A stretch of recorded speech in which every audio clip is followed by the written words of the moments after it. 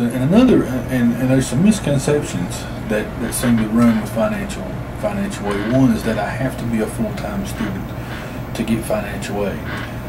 In certain very rare circumstances that might be the case, but generally I'd say for 99% of the people getting financial aid, it's not the case. 99% of people could probably go part-time if they so wished and still receive financial aid, usually enough to cover the cost of tuition and books and have some left over. That's probably one of the biggest misconceptions. The other misconception is hey, if I don't qualify for Pell Grant, I'm not getting financial aid. This is not true either. We have a lot of students who do not qualify for a Pell Grant, but can receive a state grant, oftentimes called HEAPS, which is for part-time students. And as long as they're in good standing with their academics, they can get this grant for part-time hours, and it covers the cost of tuition.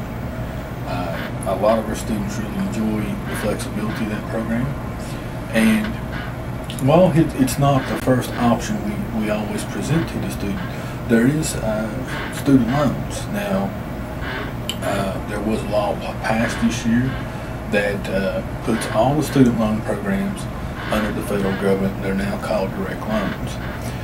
Students can look, if they're interested in this, they first have to fill out the FAFSA. Be sure they keep track of the PIN number associated with filling out the FAFSA, and they take that PIN number and they go to studentloans.gov, and they can look into applying for a student loan there. Like I said, all student loans now at this time are through that website. There's no other type of loan that we can offer.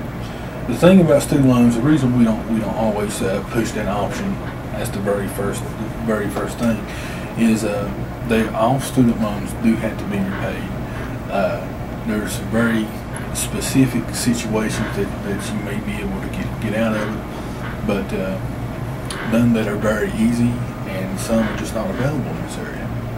So roughly a good rule of thumb is if you borrow money, you almost certainly will have to repay it in your lifetime. With the government controlling it now, they had a pretty good hold on it before. If you didn't repay, they would garnish your wages. Now I have no doubts that if somebody would think there and say, I will get this loan and then not repay it, they would definitely be in a worse situation now, because it is directly through the government. They'll have access to your IRS and stuff, and can garnish your wages, hold your income tax refunds. They can sue you. So it's very important that a student understands that if they're going to get a student loan, they will in their lifetime pretty much have to repay it. Hey guys, we got more coming up on financial aid with Brian Carter. But for this episode, we're out of here. We'll see you.